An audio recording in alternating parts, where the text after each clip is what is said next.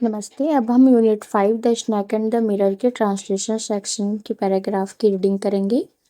The next you read is the translation of a story by a well known Malayalam writer Vaikom Muhammad Basheer. आप जो text पढ़ रहे हैं वह एक जाने माने मलयालम राइटर वैकम मोहम्मद बशीर की कहानी का ट्रांसलेशन है। In translating a story from one language to another, a translator must keep the content intact. However, the language and the style differ in different translations of the same text. एक कहानी को एक भाषा से दूसरी भाषा में ट्रांसलेट करते समय एक ट्रांसलेटर को कंटेंट को सही रखना होता है। हालांकि एक ही टेक्स्ट के अलग अलग ट्रांसलेशन में भाषा और स्टाइल अलग अलग होते हैं। Here are two translations of the opening paragraph of a novel by the Japanese writer Haruki Murakami. Read them and answer the questions given below. यहाँ जापानी राइटर हारुकी मुराकामी के एक नॉवेल के शुरुआती पैराग्राफ के दो ट्रांसलेशन दिए गए हैं। इन्हें पढ़े और नीचे दिए गए सवालों के जवाब दें। A. When the phone rang, I was in the kitchen, boiling a pot full of spaghetti and whistling along with an FM broadcast of the overture to Rossini's The Thieving Magpie, which has to be the perfect music for cooking pasta.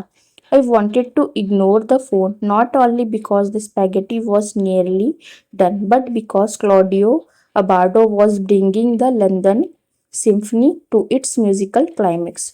जब phone बजा तो मैं kitchen में था, spaghetti का एक बर्तन उबाल रहा था और रोशनी के द थिविंग मैगपाई के ओवरचर के एफएम ब्रॉडकास्ट के साथ सीटी बजा रहा था, जो पास्ता पकाने के लिए एकदम सही म्यूजिक होना चाहिए।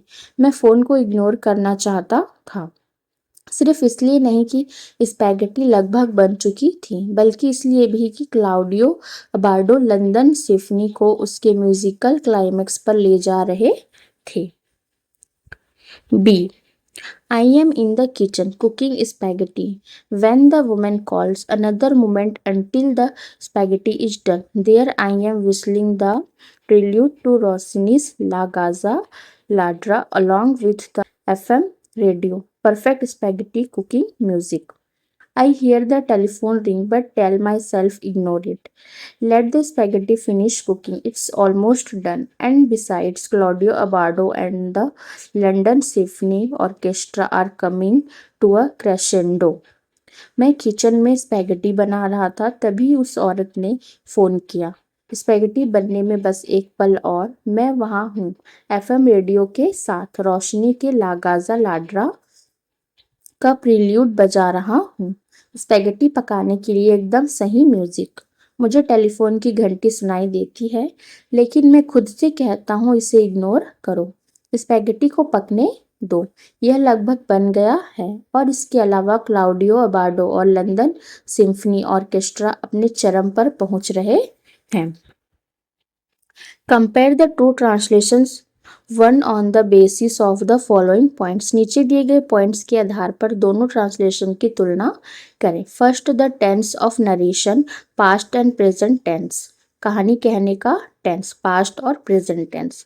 सेकंड, शॉर्ट इनकम्प्लीट सेंटेंसेस, छोटे अधूरे वाक्य। एंड थर्ड, सेंटेंस लेंथ, वाक्य की लंबाई।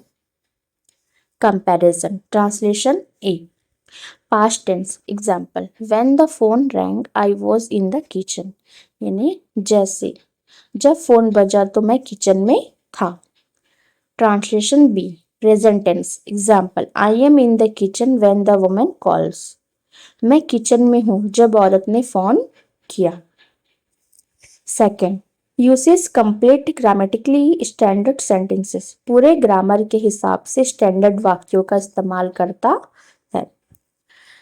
Uses short incomplete sentences and fragments. Example, another moment until the spaghetti is done. छोटे अधूरे वाक्यों और टुकड़ों का इस्तेमाल करता है, जैसे स्पैगेटी बनने में बस एक और पल।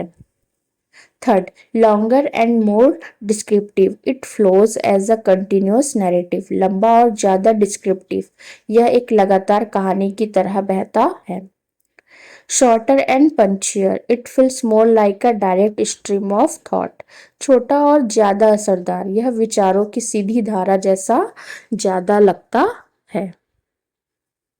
Which of this translation do you like, give reasons for your choice.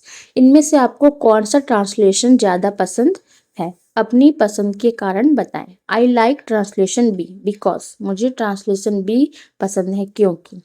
It is written in present tense so it feels more real, यह प्रेजेंट टेंस में लिखा गया है इसलिए यह ज़्यादा रियल लगता है। Second, it uses short sentences which are easy to understand, इसमें छोटे सेंटेंस इस्तेमाल होते हैं जिन्हें समझना आसान होता है।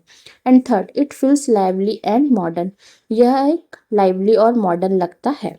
If you want to write A then, अगर आप ए लिखना चाहते हैं तो। I like translation A because, मुझे ट्रांसलेशन ए पसंद है क्योंकि। It is in the past tense so it feels like a story, यह पास्ट टेंस में इसलिए एक कहानी जैसा लगता है। Second, it has long detail sentences, मुझे ट्रांसलेशन ए पसंद है क्योंकि इसमें लंबे डिटेल सेंटेंस हैं। And third, it sounds formal and descriptive, यह फॉर्मल और डिस्क्रिप्टिव लगता